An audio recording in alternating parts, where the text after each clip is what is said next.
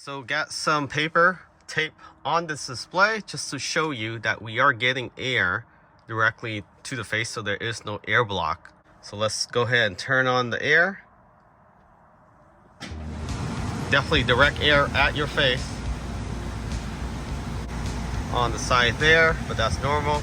Now let's go ahead and change this vent to split it up. Okay, so this is the F9 display from Hanshow, exclusively with Hanshow, with the air vents on the bottom here. You can see there's actual 3 vents opening that allows air to flow into your face. Hey everyone, how's it going? I have this breakthrough device for your Tesla Model 3 and Y. This is an instrument cluster that has airflow that can be directed towards your face. And unlike other instrument cluster, which there's no other out there that does not block airflow, unless you purchase the one that completely replaces your dash, but even that doesn't give you full airflow.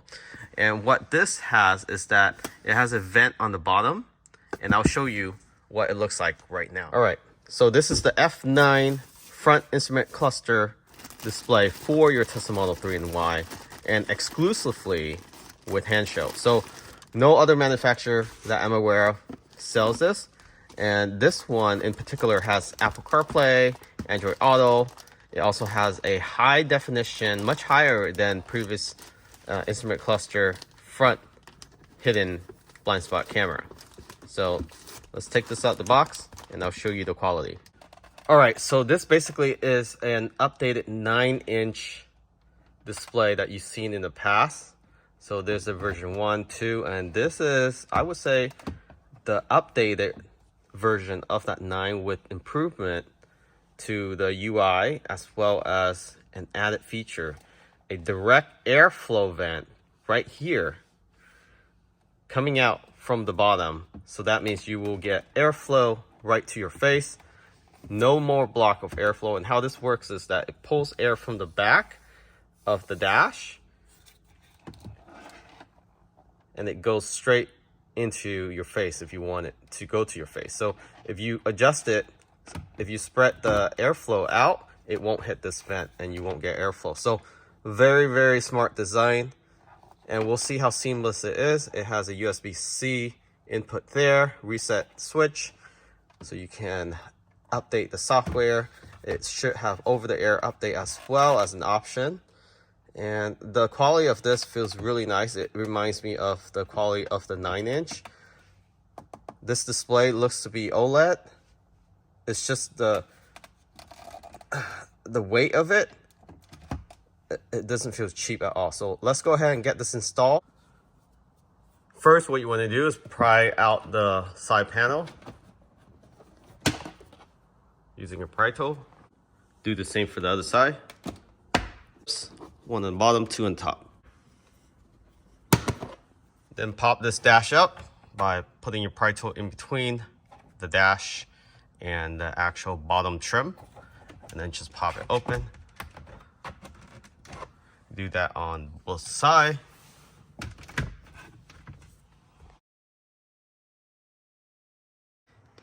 And if you don't have the sticker or it's missing, just count the holes, the opening holes, the actual holes. 1, 2, 3, 4, 5, 6, 7, 8, 9, 10, 11, 12, 13, 14, 15, 16, 17, 18, 19, 20. So 20 is the first wire, skip 21, 22, 23, okay? And then the screw should go in right about there. And using the provide bracket, run the wires through this hole and then mount it over with the screw that they provide. You can see this display right there. Where my finger is at, right there, there's a screw. So just tighten up. Don't over tighten it. You don't want to strip it. And they do provide you with these small screws here. Once you have the bracket lined up, go ahead and place that little screw in there.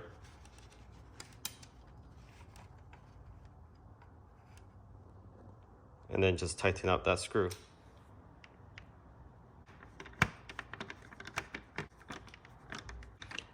So got all 4 screws on. 1, 2, 3, 4. And it's easy as that. Now it's just plug and play. Okay, before you mount everything down, putting the dash on first just to make sure it's center. And it is perfectly aligned. So you can see the air vent will just fly right through, or the air will fly right through towards your face. Depending on how you adjust the steering wheel, but it's gonna hit your face. This is the bundle wire for the actual computer, and only 2 plugs from this, the power, computer, communicator wire, so the red and black goes that way.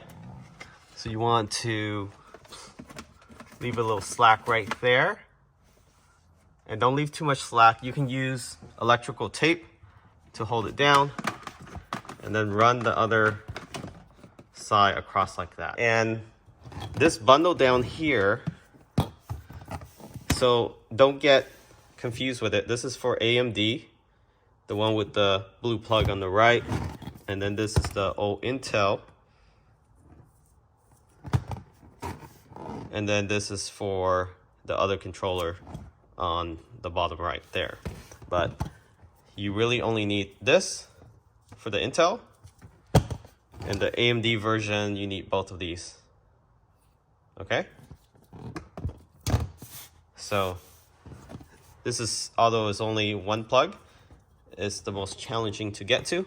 But I mean, once I highly recommend standing outside and reaching under and having your left hand or your right hand reaching in to pull the clip out. Before you close everything down, run the wires from bottom up past this panel here.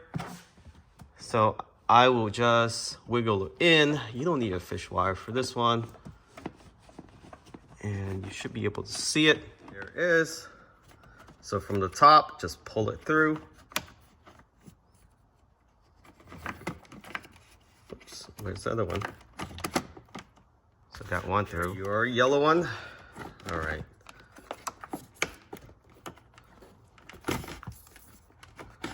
So you won't be able to pull it from the AMD and the Intel. This is too big. Won't fit through here. So make sure you pull from the bottom up and then pull enough slack so it reaches all the way over there where your instrument cluster will be. So got the display install working. Took less than 30 minutes, but we know what we were doing, so it might take you maybe an hour if it's your first time. If it's your second time installing a display in a Model 3 Y, it should take you about half an hour. So we install almost a dozen, if not more, displays. So it's come second nature now. And this is your default screen. If you put it in drive, so you have that animation. And I'm sure there's other animation that you can change it to. Let's put it back in park. Let's go in settings. So holding down the scroll wheel to the left for a couple seconds, change the language, time zone, Fahrenheit or Celsius, 12 hour, 24 hour. So it's very easy to change that units now.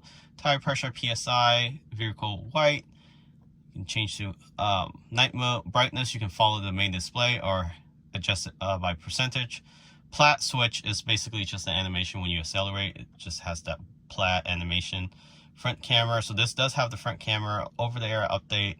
Audio output does have a speaker behind here, so you can listen from the device or from Bluetooth, depending on your preference. I do like the built-in speaker, so I don't have to connect to Bluetooth or take over the Bluetooth when I don't need to.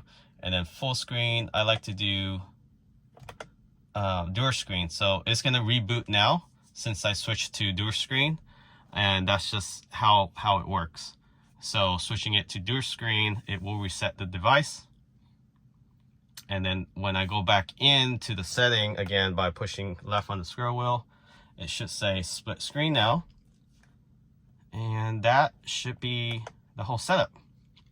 So testing out the front camera, I haven't put that yet, but holding in, just like when you're speaking into the Tesla mic. So there's the camera, it's connected. Oh, it's upside down. There you are. So it's working, so we'll go ahead and get that installed.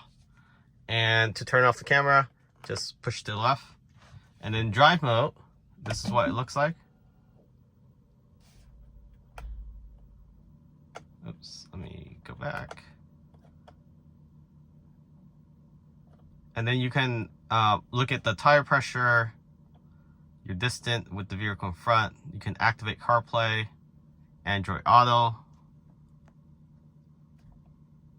theme. So theme is what you want to go to change how it looks like. Let's see. So you have 3 different themes. I kind of like this one. So actually, I like this one. It's more modern, but this one is pretty neat as well. Yeah, let's do this one. This one is pretty cool. So we'll do this one. That's the theme. Setup. We were in setup already earlier, so this is setup. Let's go back. So that's the car view with the lights. So going back to parking. But before I do, it has the time, the headlights, the fog lights, high beam, percentage battery, as well as the distance. So I like how it has both. Whether you're charging or you're using power, it will indicate on the bottom, just like the OEM one on the actual display. Your odometer, Fahrenheit outside, tire pressure, your whole mode, and so forth. So there's a lot of information here, including the speed limit. Very cool, versus having to glance over here. You don't anymore. And this now has an air vent here, so I do feel the air coming out, hitting my face. So this works flawlessly. So everything you need, all in one, and this is exclusive with Hansho. So right now, 30% off. Take advantage of that for Black Friday, Cyber Monday, and it's limited to supply. So they just released this. Make sure you try to order this as soon as possible, because I'm sure it is going to be a hot seller. Okay, so if you option for the optional camera, this requires additional installation, and you need to remove the front tray. It's very easy. There's 2 10mm bolt by the bumper and 2 under the tray cover mat. Or if you don't have a cover mat, it's just at the bottom of the tray. And there's also a clip right near the windshield fluid entry. So just remove that. Then you need to remove this emergency latch cover, unplug it, and now you're able to remove the trim and also the tray itself. After you remove the tray, just go ahead and grab a fish wire. And on the right side where the passenger is, inside the front, there is an opening. But if there isn't, go ahead and cut this grommet on the far right to run the wires through. So the wires is about 1/8 of an inch, but you need about 1/2 inch or maybe close to 1/2 inch to be able to run the actual connection. So fish from inside the passenger side of the seat, so underneath where you would normally remove to at your air filter or change your air filter. If you haven't fished a wire before, you just need to tape it to the fish line. So tape the fish line to the actual wires itself and pull through from the other side. So once you pull it through, go ahead and untape it, and then the black side of the actual trim, go ahead, attach it through the dash and have a little slack by the driver's side.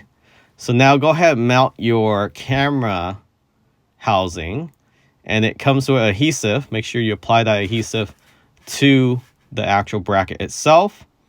And there's 2 screws that you will screw into the bottom of your bumper. So not completely on the bottom of the bumper, between the vents. So in between the vents on top, that's where you want to attach it. So you want to attach it there and put a screw after you run this wire through. So you'll be able to pull the wire from inside of the bumper. Behind the bumper, there is an opening between the rubber piece and the plastic trim. Once you align it center, go ahead and apply the adhesive to the bumper, and then you can put the screws on. Now connect the camera wires from the bumper side. So there's 2 connection points, and by pushing down the scroll wheel on the right side, you should be able to turn it on. Okay, so got the camera installed with the yoke. Even without the yoke, you still get airflow. So this is all the way up. You can see you still has the slit shooting outwards towards. So if I have it usually on standard where I have the steering wheel, this is usually where I have it, and this is perfect alignment, and I'm close to 6 foot. So even with somebody who's shorter, this steering wheel will be a lot lower. So you can see the airflow is coming through just fine. So I'm gonna turn on the actual air here. So if I have it split like this,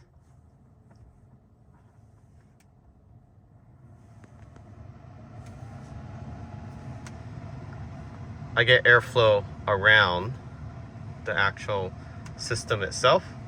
But if I change it to the middle,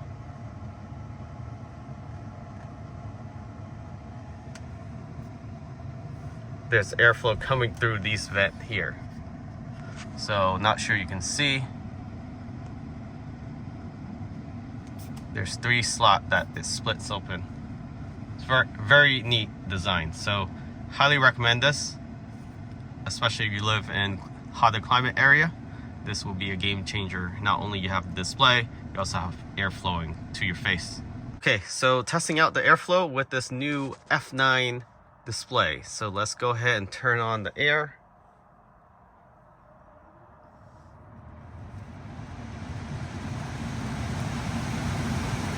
You can see a lot of air is coming out here. I think this paper is just stuck. But yep, there's air coming towards the front through the display, hitting your face. You do get a little air on the side there, but that's normal. Now let's go ahead and change this vent to split it up and see if the air that's towards your face is stopped. So you can see there, air is still coming through the side, but very minimum to the front. And if you lower the fan a little bit more, there will be no air coming out here. Most of the air will come through the side vent, so that's when you split it. But if you center it back, if you want airflow to your face, this thing will go a little crazy right here. You can see that. All 3 vents is blowing. So very welcoming with the no air vent block on this F9. The best of all, if I'm pulling into a tight garage or tight space, or you have bags on your vehicle, hold down on this scroll wheel for a second, and I have full blind spot camera for the front. This is great for exiting structure with blind spot, but if you have bags on your car, or your car is super low, or even if you're pulling up to a curve, you can see how close you are. And with the new Tesla Vision, is not accurate at all. So if you want to pull up to something close like this, I wouldn't trust the system. I would definitely not trust the system at all. Either you're too far or you're too close. So you can see how close I am. Even though the car still says stop, I know I have about maybe 1.5 feet. Just like that. So game changer, Apple CarPlay, Android Auto, front blind spot camera, air vents that can hit your face, does not block airflow at all, and it has all the instrument cluster you need all in one. Thanks for watching. Catch y'all next time.